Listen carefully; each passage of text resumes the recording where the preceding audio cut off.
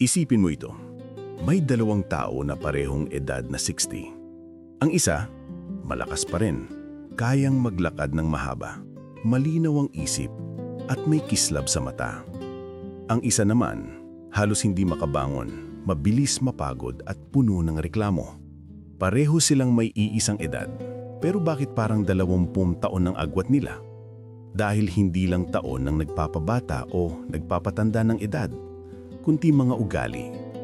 Ang maliliit na bagay na araw-araw mong ginagawa kahit hindi mo napapansin, iyon ang unti-unting nagdadagdag ng taon sa katawan mo. Sabi nga ng mga Stoic, we suffer more often in imagination than in reality. Pero sa usaping pagtanda, madalas ay hindi lang imagination. Totoong-totoo ang epekto ng mga maling gawi.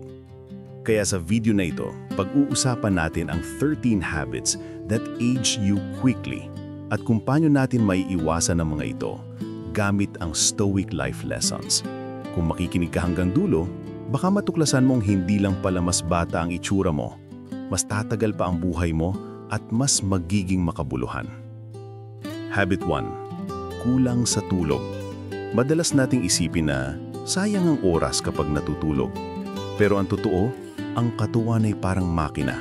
Kapag hindi ito pinapahinga, mas mabilis itong nauupos. Kapag kulang ka sa tulog, hindi nakakabawi ang cells mo, hindi nakaka-repair ang katawan, at mas mabilis kang nagkaka-wrinkles. May isang tatay na nakilala ko, halos 20 years siyang palaging overtime. Sa isip niya, trabaho muna bago pahinga. Ngayon, 55 years old pa lang siya, pero parang 70. Madalas may sakit, mahina ang katawan, at laging stress. Kung sana lang mas pinahalagahan niya ang tulog, baka mas mahaba pa ang sigla niya. Habit 2. Palaging stress at wala sa kontrol ang emosyon. Ang stress ay normal, pero kapag palagi kang kinakain ng emosyon mo, galit, takot, selos, mas mabilis kang tumatanda. Sabi nga ni Marcus Aurelius, you have power over your mind, not outside events. Realize this, and you will find strength. Kapag hinayaan mong lamunin ka ng stress, ang katawan mo ay laging naka-alerto. Parang makina na naka-full gear, mabilis mauubos. Isipin mo, ilang tao ang namamatay sa sakit sa puso, hindi dahil sa pagkain, kundi dahil sa sobrang pressure at stress. Kung hindi mo matututunang kontrolin ang iniisip at nararamdaman mo, ang edad mo'y bibilis kahit wala ka pa sa totoong katandaan. Habit 3. Sobra sa alak at yosi. Alam natin ito, pero maraming nagbababaliwala. Ang alak at sigarilyo ay parang apoy. Unti-unti nilang sinusunog ang katawan. Oo, masarap sa umpisa, pero ang kapalit ay taon na buhay. Ang balat mo mas madaling kumulubot, ang baga mo mabilis masira, at ang dugo mo laging laso ng daloy. May kilala akong lolo na halos araw-araw may bote. Ngayon, kahit gusto niya nang itigil, hindi na kaya ng katawan niya. Laging pagod, laging mahina, at ang sabi niya, sana pala habang maaga pa, tinigilan ko na. Habit 4. Wala o kulang sa galaw. Kapag bata tayo, natural ang pagtakbo, paglalaro, paggalaw. Pero habang tumatanda, marami ang nauupo na lang buong araw. At doon nagsisimula ang bilis ng pagtanda. Ang kasukasuan naninigas, ang katawan madaling pagurin, at ang puso nawawalan ng tibay. Sabi ng mga doktor, movement is medicine. At sabi nga ng mga Stoic, what injures the hive, injures the bee. Kapag hindi mo ginagalaw ang katawan mo, unti-unti nitong pinapatay ang lahat ng sistema mo. Isipin mo, may dalawang lola na parehong 70 years old. Ang isa, araw-araw naglalakad kahit 30 minutes. Ang isa, nakaupo lang buong araw. Sa tingin mo, sino ang mas mukhang bata? Sino ang mas mahaba ang buhay? Habit 5. Palaging junk food at maling pagkain. Kung may isa pang ugali na parang unti-unting lason sa katawan, ito ay ang sobrang pagkain ng processed food at junk food. Oo, madali, mura, at masarap sa dila. Pero tandaan na, lahat ng mabilis may kapalit. Ang sobrang mantika, asukal at artificial na sangkap ay parang mabagal na baril. Hindi mo agad ramdam pero araw-araw ka nitong tinatamaan. Isipin mo ang isang taong halos araw-araw fast food ang kinakain. Sa umpisa, bata pa siya, malakas pa siya, kaya parang walang epekto. Pero pagdating ng edad 40 o 50, bigla na lang dumating ang high blood, diabetes at obesity. Mabilis mapagod, mabilis hinginin, at mas mabilis tumanda ang itsura. Alam mo ba na ang sobrang asukal ay hindi lang nagpapabilis ng pagtabali, kundi nagpapabilis din ng pagkulubot ng balat? Tinatawag itong glycation, kung saan ang asukal ay parang sunog na dumidikit sa collagen ng balat mo. Ang resulta, mas mabilis na wrinkles, mas mabilis na pagtanda. Kaya kung gusto mong manatiling bata, kailangan mong maging disiplinado. Hindi ko sinasabing huwag ka nang kumain ng masarap, pero ang sikreto ay moderation. Kung lagi kang naghahanap ng pansandali ang sarap, ang kapalit ay taon na buhay na mawawala. Sabi nga ng mga Stoic, what is harmful is not the pain itself, but our inability to resist it. At dito, ang pain ay ang tukso ng pansandaliang pagkain na unti-unting umaagaw ng iyong kalusugan. Tanungin mo ang sarili mo ngayon, mas pipiliin mo bang busugin ang dila mo ng loob ng 5 minuto o pahabain ang sigla mo ng 5 taon? Habit 6. Pagkapit sa sama ng loob at stress emosyonal. Kung may nagpapabilis ng pagtanda ng higit pa sa pagkain, ito ay ang mga bigat na dinadala ng puso. Ang mga Stoic ay paulit-ulit na nagpapaalala tungkol dito. Sabi ni Epictetus, "It's not what happens to you, but how you react to it that matters." Ang ibig sabihin ay, hindi ang problema ang tunay na nagpapabigat sa iyo, kundi ang paraan ng pagkakapit mo rito. Maraming taong lumalabas na bata pa ang itsura pero matanda na ang kaluluha dahil sa sama ng loob, yung tipong may kagalit na 20 years na niyang hindi pinapatawad. Yung mga iniwan ng asawa at araw-araw pa ring inuukit sa isip ang sakit. Yung mga anak na hindi sumunod sa kanilang kagustuhan at araw-araw nilang binabanggit ang tampo. Ano ang epekto nito? Mas mabilis tumataas ang blood pressure, mas humihina ang puso, mas bumibigat ang dibdib. At hindi lang yon, ang mukha ay laging nakakunot, ang isip laging pagod, at ang katawan laging nasa tensyon. Parang nilalagyan mo ng dagdag na taon ng sarili mo araw-araw. May kilala akong nanay na halos araw-araw iniisip ang sama ng loob niya sa kanyang kapatid. Araw-araw niyang kinikwento sa mga apo niya ang galit na yon. Ang resulta? Kahit 60 years old pa lang siya, mukha na siyang lampas 80. Ang mga wrinkles niya ay parang bakas ng lahat ng taon ng galit na hindi niya binitawan. Kabaliktaran naman, may isa nakilala akong lolo na kahit 85 na, parang 70 lang kuntingan. Alam mo ang sikreto niya? Hindi siya nagtatagal ng tampo. Kapag may nagkasala, pinapatawad niya. Kapag may nangyaring mali, tinatanggap niya. Ang sabi niya, kapag may galit sa puso, mas mabilis kang tumatanda. Kapag may kapatawaran, mas tumatagal ang buhay. Ang sama ng loob ay parang backpack na puno ng bato. Habang tumatagal, mas bumibigat. At kung ayaw mong maging matanda bago pa ang oras mo, kailangan mong matutunang ilapag ang bigat na iyon. Habit 7. Kawalan ng layunin o direksyon sa buhay. Ito na siguro ang pinakadelikadong ugali sa lahat. Kapag wala ka ng layunin, wala ka ng dahilan para bumangon, mas mabilis kang tumanda. Ang katawan mo'y sumusunod sa isip. Kapag sinabi mong wala na akong silbi, makikita ito ng katawan at magsisimula itong humina. Maraming matatanda ang biglang bumabagsak pagkatapos nilang magretiro. Bakit?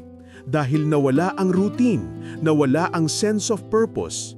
Dati, araw-araw silang busy sa trabaho, may mga meeting, may misyon.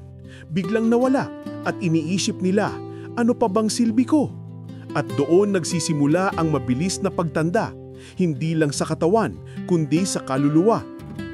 Pero isipin mo naman ang mga matatanda na may layunin pa rin, kahit simpleng layunin lang. Yung lolo na araw-araw nag-aalaga ng halaman, Yung lola na araw-araw nagluluto ng kakanin para sa kapitbahay. Yung 80 anyos na guro na patuloy na nagtuturo ng libreng aralin sa mga bata. Mapapansin mo, mas bata ang dating nila, mas maliwanag ang kanilang mata, at mas mahaba ang kanilang sigla. Sabi nga ni Marcus Aurelius, "A man's worth is no greater than the worth of his ambitions." Kapag wala kang layunin, nawawala ang halaga mo sa sarili mo. Pero kapag may misyon ka, kahit simpleng misyon lang, ang katawan mo'y nagkakaroon ng dahilan para manatiling buhay at bata. Kaya tanungin mo ang sarili mo ngayon, kung bukas ay wala ka ng trabaho, ano ang dahilan mo para bumangon? Kapag ang sagot mo ay wala, oras na para maghanap.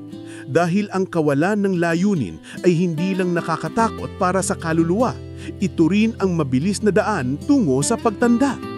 Habit 8. Palaging nakaupo at wala ng kilos. Isa ito sa mga pinakakaraniwang ugali sa modernong panahon, ang pagiging sedentaryo.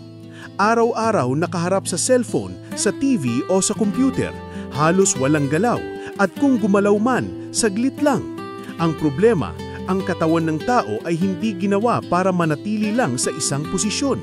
Kapag hindi mo ito ginagamit, unti-unti itong naninigas, humihina at mabilis tumanda. May pag-aaral na nagsasabi na ang matagal na pag-upo ay kasing delikado ng paninigarilyo. Kapag nakaupo ka ng 8 hours o higit pa araw-araw, mas mataas ang risk ng sakit sa puso, obesity at maagang pagkamatay. At hindi lang pisikal ang epekto, pati isip ay nabiging tamad at mabagal. Isipin mo ang dalawang lolo na parehong 70 years old. Ang isa, araw-araw naglalakad kahit 30 minutes. Ang isa, laging nasa upuan, nanunood ng TV buong araw. Sino ang mas mukhang bata? Sino ang mas may sigla? Ang sagot ay maliwanag. Sabi nga ng mga Stoics, life is movement. Kapag wala ka ng kilos, para mo na ring pinapabilis ang pagtanda ng katawan mo. Habit 9. Palaging nakalubog sa negatibong tao. Sino ba ang lagi mong kasama? Dahil sabi nga, you are the average of the 5 people you spend the most time with. Kapag palaging negatibo ang mga taong nasa paligid mo, madali kang mahahawa sa mindset, sa emosyon at pati sa pagtanda. May kilala akong lola na palaging kasama ang kapitbahay niyang mahilig magreklamo.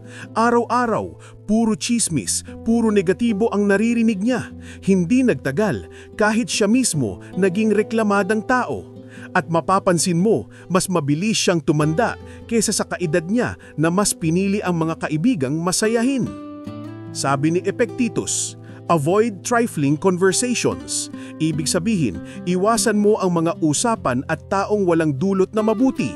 Dahil kung gusto mong manatiling bata at lumakas, piliin mong makisama sa mga taong nagbibigay ng liwanag, hindi bigat. Habit 10. Pag-ubos ng oras sa walang kahalagahan. Isa sa pinakamalaking sayang ng buhay ay ang palaging paggamit ng oras sa walang kwenta. Walang mali sa entertainment, pero kapag halos lahat ng oras mo ay nauubos sa social media, chismis o walang kabuluhang gawain, mabilis kang nauupos hindi lang sa isip kundi pati sa katawan. May kilala akong tatay na halos buong araw ay nasa harap ng cellphone, kakalaro ng games, kakascroll ng feeds, walang pahinga. Akala niya ay nagpapalipas lang siya ng oras, pero ang hindi niya alam, ang isip niya ay tumatanda ng mas mabilis dahil hindi niya ito pinapagana sa mga bagay na may saysay.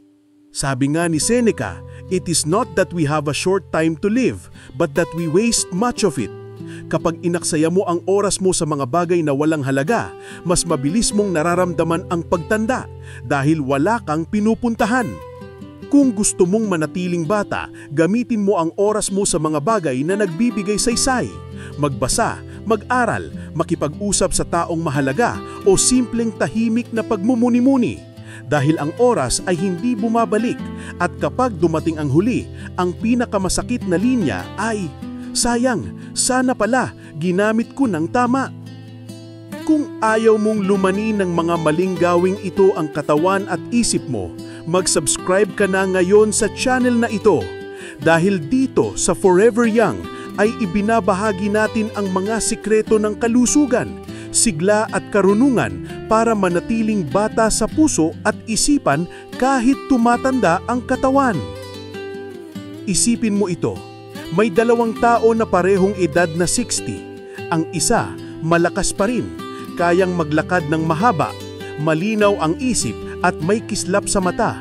Ang isa naman, halos hindi makabangon, mabilis mapagod at puno ng reklamo. Pareho silang may iisang edad, pero bakit parang 20 years ang agat nila?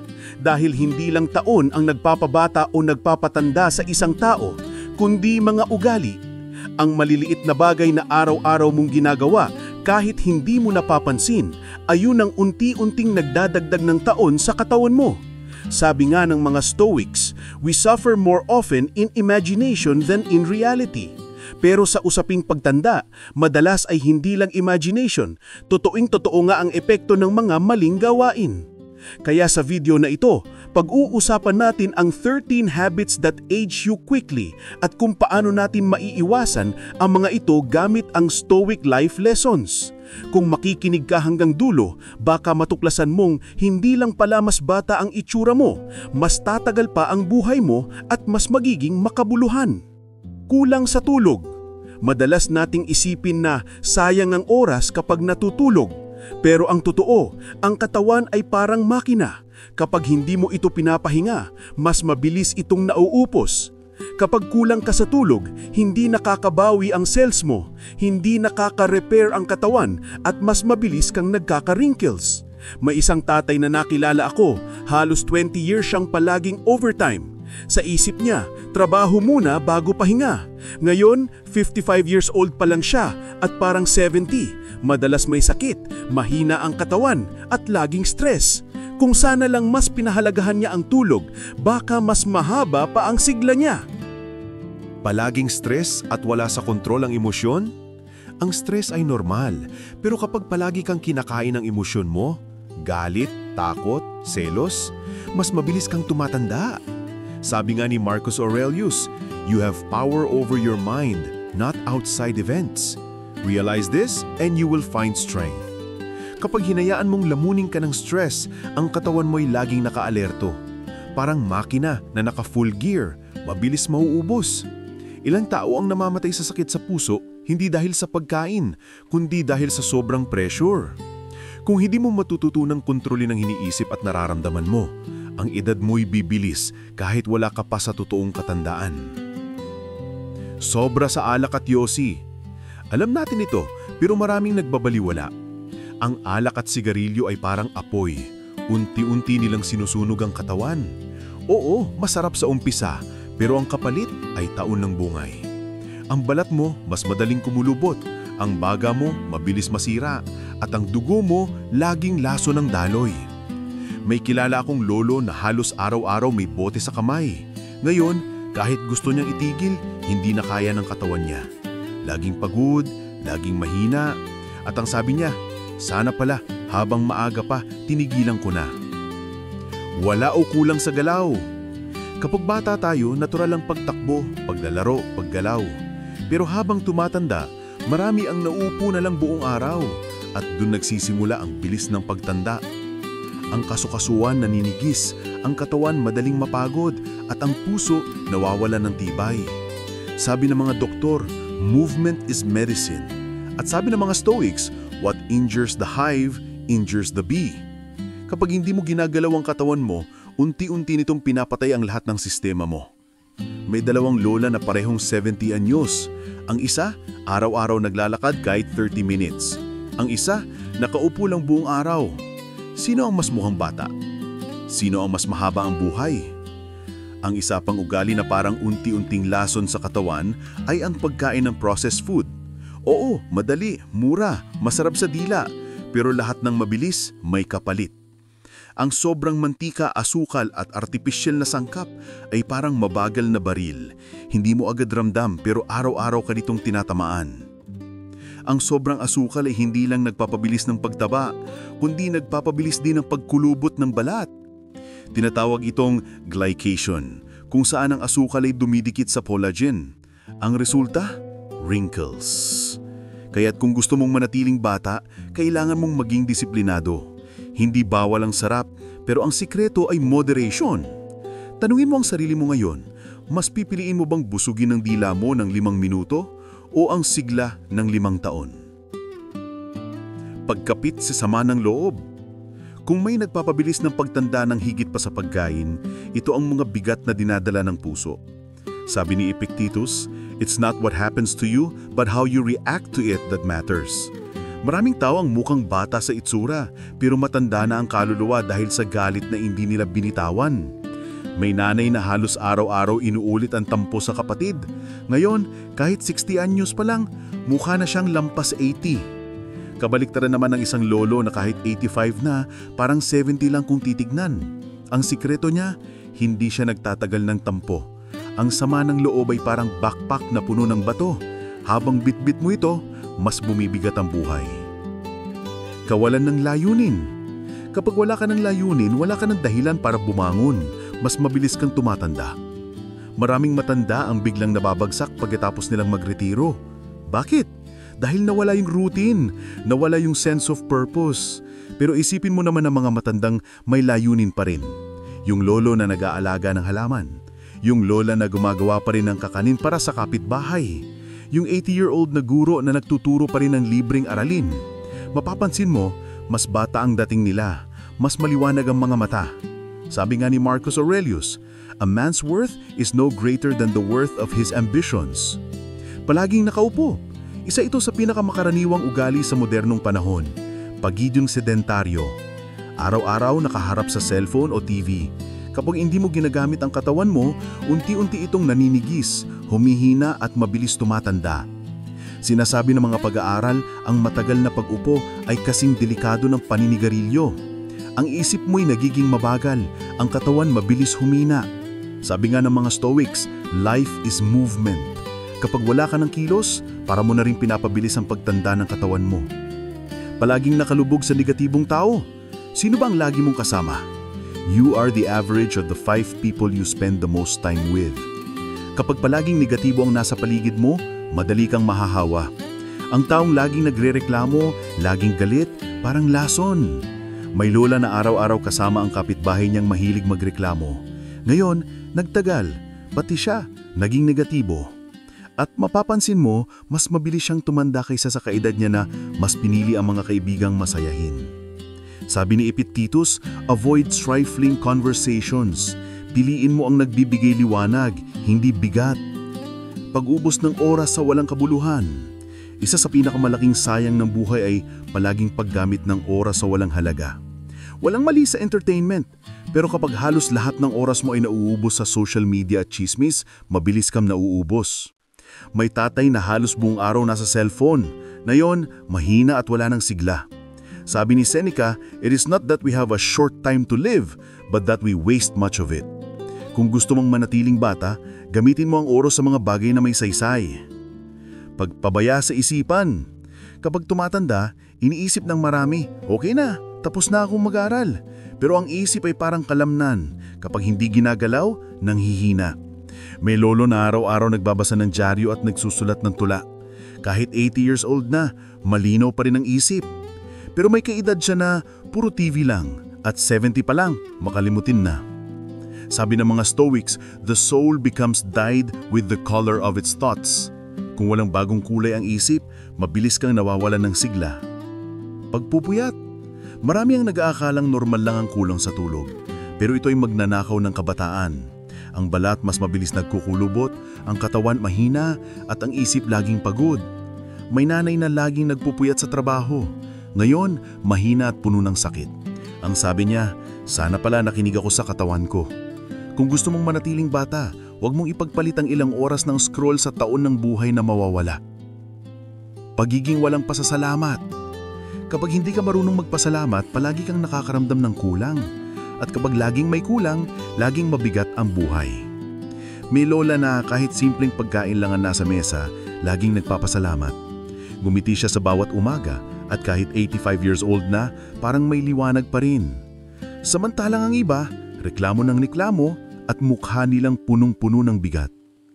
Sabi ni Marcus Aurelius, When you arise in the morning, think of what a privilege it is to be alive, to breathe, to think, to enjoy, to love. Ang taong marunong magpasalamat ay hindi lang mas bata sa itsura, kundi mas bata sa kaluluwa. Kung nakarating ka hanggang dito, ibig sabihin ay handa kang baguhin ang mga ugali na nagpapabilis ng iyong pagtanda. Kaya ilagay sa comments ang salitang Forever Young para makita ko kung sino sa inyo ang tunay na committed na manatiling bata sa puso, isip at katawan. Ngayon, balikan natin ang lahat. Una, kulang sa tulog. Ikalawa, palaging stress. Ikatlo, sobra sa bisyo. Ikaapat, kulang sa galaw. Ikalima, junk food. Ikaanim, pagkakapit sa sama ng loob. Ikapito, kawalan ng layunin. Ikawalo, ang pagiging sedentaryo. Ikasyam, pakikisama sa negatibong tao. Ikaspulo, pag-aksaya ng oras. Ikalabing isa, ang pagpabaya sa isipan. Ikalabing dalawa, ang pagpupuyat. At ang ikalabintatlo, ang kawalan ng pasasalamat. Kung maiiwasan mo ang mga ito, hindi lang mas tatagal ang buhay mo, mas magiging makulay at makahulugan. Sabi nga ng mga Stoics, it is not that we live a short life, but we make it so. Hindi maigli ang buhay natin, tayo mismo ang nagpapabilis nito. Kaya't piliin mong baguhin ang mga ugali mo ngayon pa lang. At huwag mong kalimutan, kung gusto mong manatiling malakas, masigla at payapa kahit lumilipas ang panahon, mag-subscribe ka na ngayon sa channel na ito. Dito sa Forever Young, sama-sama nating matutuklasan ang sikreto ng pagtanda na may dignidad, kalayaan at tunay na kabataan.